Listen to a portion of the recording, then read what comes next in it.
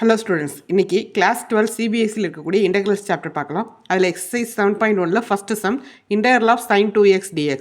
இதுக்கு என்ன ஃபார்முலா அப்படின்னு பார்த்தீங்கன்னா, integral of sin ax dx formula வந்து minus cos a x by a plus C.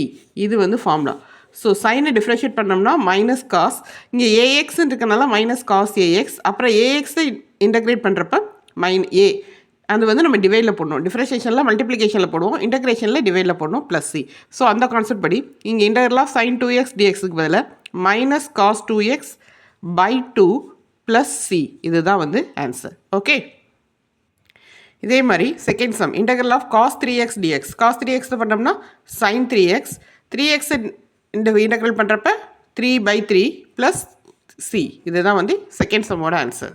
Third sum பார்த்தீங்கன்னா integral of e power 2x dx. e power 2x integrate பண்ணால் e power 2x by 2 plus C. இதுதான் third சம்மோட answer. Okay, fourth sum integral of ax plus B the whole square dx. ax plus B the whole square. அப்போ இங்கே என்ன வரும்? ax plus B the whole power 3 by 3 ax பண்ணுறப்போ ஒரு a plus C. அதாவது நமக்கு இங்கே integral of x power n formula. X power என்ன பண்ணோம்னா x power n plus 1 by n plus 1, x power n plus 1 by n plus 1 அப்படிங்கிறது நம்மளுக்கு formula.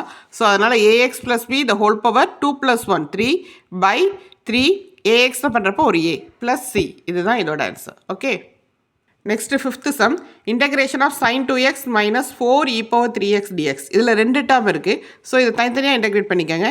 Integral of sin 2x dx minus 4 வெளியே எடுத்துகிட்டு e power 3x dx.